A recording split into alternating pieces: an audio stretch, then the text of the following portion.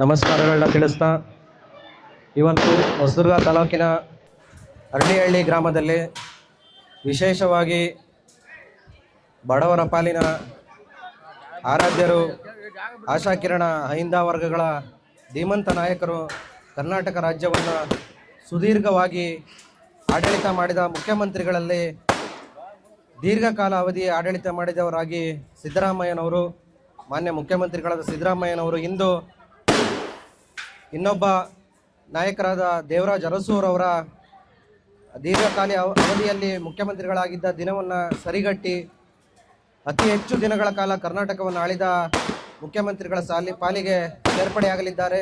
ಇಂಥ ಒಂದು ಸುದಿನವನ್ನು ನಮ್ಮ ಅರಳಿಹಳ್ಳಿ ಗ್ರಾಮದ ಎಲ್ಲ ಯುವಕರು, ಗ್ರಾಮಸ್ಥರು, ವಿಶೇಷವಾಗಿ ಮಹಿಳೆಯರು ಎಲ್ಲರೂ ಸೇರಿಕೊಂಡು ಇವತ್ತು ಒಂದು ಅದ್ಧೂರಿಯಾದ ಒಂದು ಕಾರ್ಯಕ್ರಮವನ್ನು ಆಯೋಜನೆ ಮಾಡಿ ಸಿದ್ದರಾಮಯ್ಯರವರ ಈ ದಿನವನ್ನು ಸುದೀರ್ಘವಾಗಿ ನೆನಪಿಸ್ಕೊಂಡು ಇಂಥ ಒಬ್ಬ ನಾಯಕನಿಗೆ ನಿಮ್ಮೆಲ್ಲರ ಬೆಂಬಲವನ್ನು ಕಳೆದ 15-20 ವರ್ಷಗಳಿಂದ ಇಲ್ಲಿನ ಶಾಸಕರಾದ BG ಗೋವಿಂದಪ್ಪನವ್ರಿಗೂ ಕೊಡ್ತಾ ಬಂದು ಇವತ್ತು ಸಿದ್ದರಾಮಯ್ಯನವರ ಇಂಥ ಒಂದು ದಿನದಲ್ಲಿ ನೀವೆಲ್ಲರೂ ಪಾಲ್ಗೊಂಡು ಯಾವುದೇ ರಾಜಕೀಯ ವ್ಯಕ್ತಿಗಳಿಂದ ಯಾವುದೇ ಅಪೇಕ್ಷೆಗಳಿಲ್ಲದೆ ನೀವೇ ಗ್ರಾಮಸ್ಥರೇ ಪ್ರೀತಿಯಿಂದ ಎಲ್ಲರೂ ಸೇರಿಕೊಂಡು ಒಂದು ಕಾರ್ಯಕ್ರಮವನ್ನು ಮಾಡಿದ್ದೀರಾ.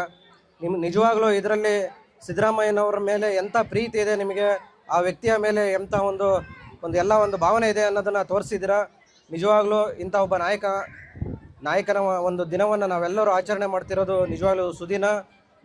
ನಾವಂತೂ ದೇವರಾಜ್ ಅರಸುರವರ ಆಡಳಿತವನ್ನು ಕಣ್ಣಾರೆ ನೋಡಿರಲಿಲ್ಲ. ನಮ್ಮಿನ ಯುವ ಪೀಳಿಗೆಯವರು ನಮಗೆ ದೇವರಾಜ್ ಅರಸುರ ಆಡಳಿತವನ್ನು ಸಿದ್ದರಾಮಯ್ಯವರು ಮುಖ್ಯಮಂತ್ರಿಯಾಗಿ ಅವರ ಆಡಳಿತವನ್ನು ನೋಡೋ ಒಂದು ಸೌಭಾಗ್ಯ ಈ ದಿನಗಳಲ್ಲಿ ಸಿಕ್ಕಿದೆ.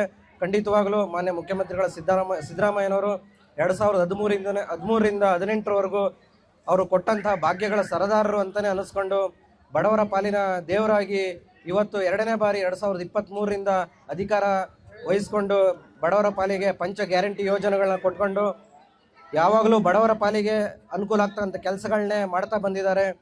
ವಿಶೇಷವಾಗಿ ಅದರಲ್ಲೂ ಬಡವರಿಗೆ, ಅಹಿಂದ ವರ್ಗಗಳಿಗೆ ಅತಿ ಹೆಚ್ಚಿನ ಒತ್ತು ಕೊಟ್ಟು ಮುಂದುವರೆದ ಸಮಾಜದ ಬಡ ಜನತೆಗೂ ಸಹ ಅನುಕೂಲ ಆಗೋಂಥ ಯೋಜನೆಗಳನ್ನ ರೂಪಿಸಿ ಎಲ್ಲರಿಗೂ ಅನುಕೂಲ ಆಗೋಂಥ ಯೋಜನೆ ಕೊಡ್ತಾ ಇದ್ದಾರೆ.